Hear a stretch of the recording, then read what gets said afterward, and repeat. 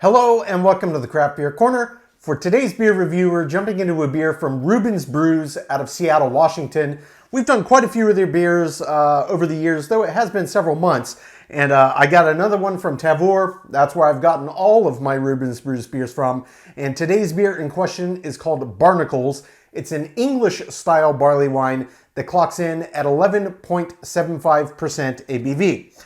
So label art on here. I'm not sure the significance of the name Barnacles, but there appears to be a pupper on the label. Looks like a good boy.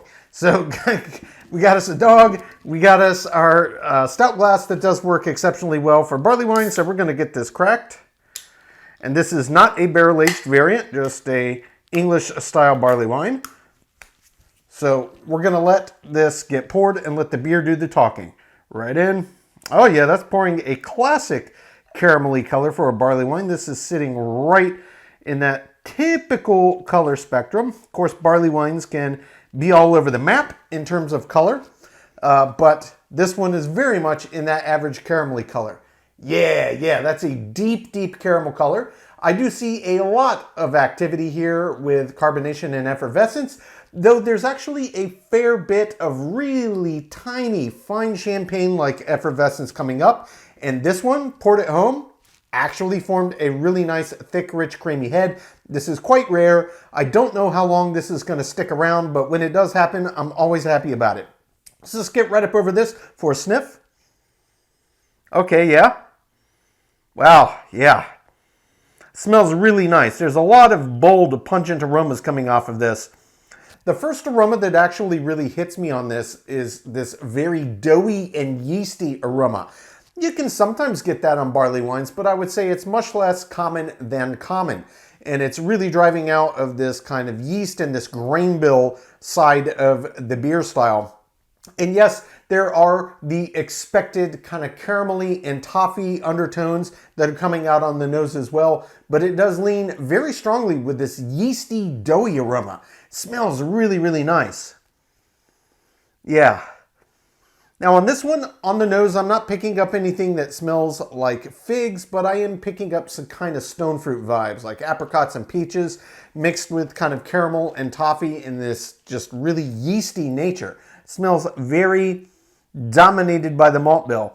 Absolutely fantastic. There's a slight floral aroma on this as well, which, I mean, barley wines are very complex beer styles, always in terms of both aroma and in flavor profile. So we won't really know exactly what we're going to get till we jump in it, but I can tell you it looks amazing, it smells amazing, and this head is holding better than on probably any barley wine I've ever poured to date. It looks an absolute treat. Let's just jump right in and see what this one's about.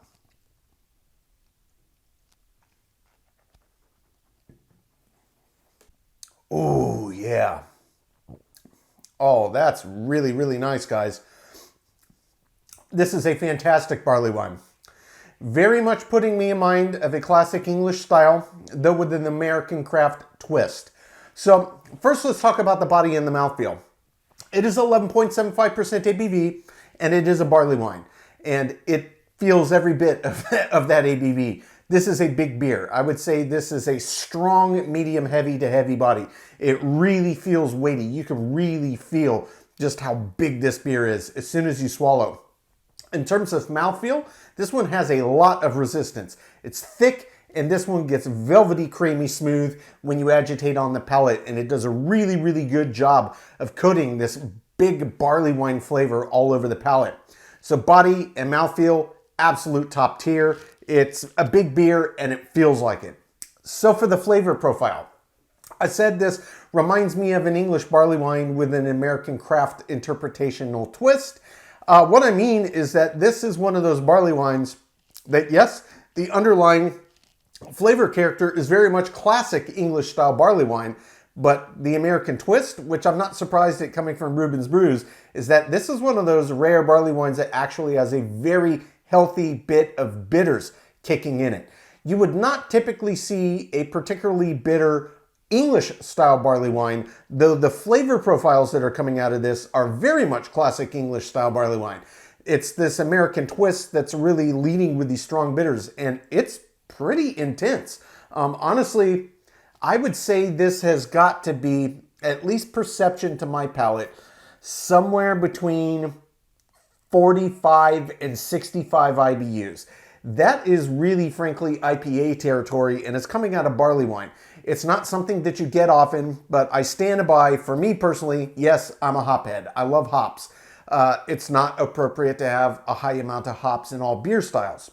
But in a beer style like barley wine that has a lot of leverage with, various aspects of the beer, I think when you do extract more bitters into it, it just adds another layer of complexity to what is already the single most complex big beer style there is. It doesn't get bigger and more complex and nuanced than a barley wine, and adding in some additional bitters that you don't normally get, it's just another cherry added on top for my money. So this one is very, very nice. So if we rewind back to what we smelled on this beer, it smelled very doughy, it smelled very yeasty, and of course we could get some classic expected caramel and toffee on the nose, and then there was a little bit of some stone fruit aroma coming off of this as well, namely apricot and peach. How does that translate in the flavor in the glass? Well, on this one, it's quite a bit more subtle for the classic flavors coming out of it than you would get on your typical barley wine, let alone an English style. And it really has to do with just this intensity of bitters. It does lead with that. Yes, you can taste the caramel. Yes, you can taste the toffee. Yes, you can get some underlying kind of fruity accents, and it does still put me in mind of stone fruit, much less of fig or plum or raisin or anything like that. But it does lead with these very big bitters, and that is a big driver on this. And it's kind of a mix of earthy and even a little bit of a piney twinge on there. So I don't know the exact hops that they use, but it's something you're not typically or often going to find in a barley wine, and I really, really like it. It adds this other nice layer, and it also drives it out. This not being a barrel-aged variant, it's got a very long finish on this one, really coming entirely just from that intensity of bitters. So I'm going to jump back in. I'm going to get a second sip on this one, let everything re-intensify. We'll pick it apart again, make sure I didn't miss any nuance in here, then we'll talk specifics about the balance and the finish. So take two.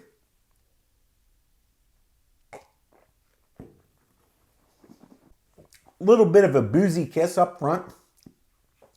That's where you first get this underlying, hey, I'm drinking a really big beer.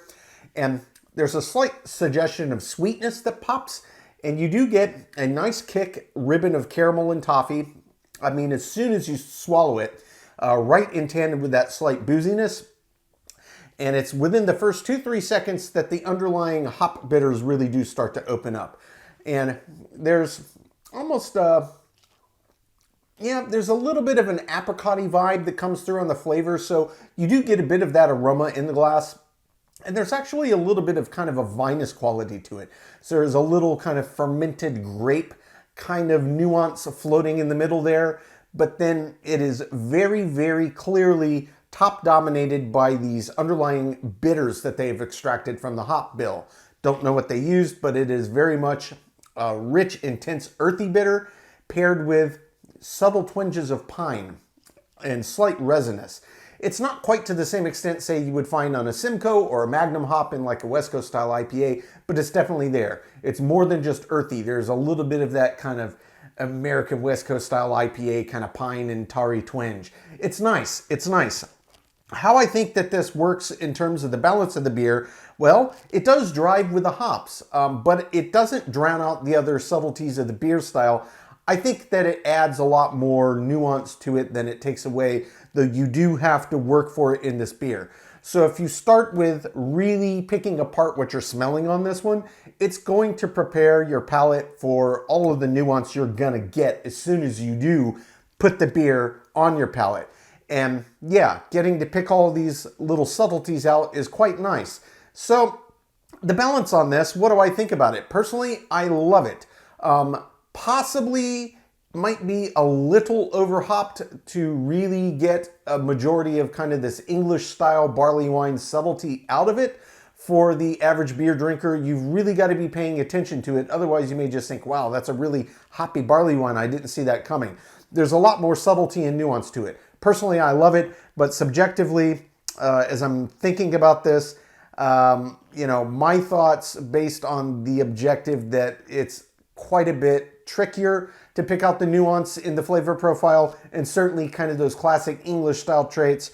Maybe the average person would think it's not quite as enjoyable. And it has nothing to do with the overall bitters per se. My just suspicion is that a person that loves barley wines, that doesn't really like hoppy beers, that jumps into this one, might be surprised. That's what I'll leave it at. So balance, I personally think is great. Maybe the intensity of the bitters they extracted is a bit over the top for what the average barley wine or English style barley wine drinker would be looking for. But, that's just my opinion. Now moving on to the finish. This is way longer than your average barley wine, and it should be no surprise by now what's driving that out. It is the bitters. Like I said, the perception to my palate really is somewhere in that kind of 40, 45 to 60, 65 range. It is quite noticeable, it is quite intense, and they do linger. It is, of course, a thick, viscous beer. It really does a good job coating the palate with these big intensity of flavors, but it is 100% the hop bitters that are driving out the length of this finish far, far longer than your average barley wine. This is not barrel aged, and this is way longer than most barrel aged variants even. A very, very tasty barley wine indeed. I'm going to take my time, sip on this one, count my scores. When we come back, we will get this beer ranked from top to bottom.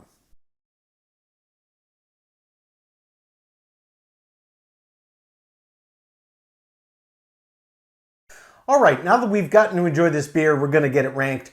This was Reuben's Brews Barnacles, an English-style barley wine that clocked in at 11.75% ABV. Reuben's Brews is based in Seattle, Washington. So yeah, guys, this was just a phenomenal barley wine.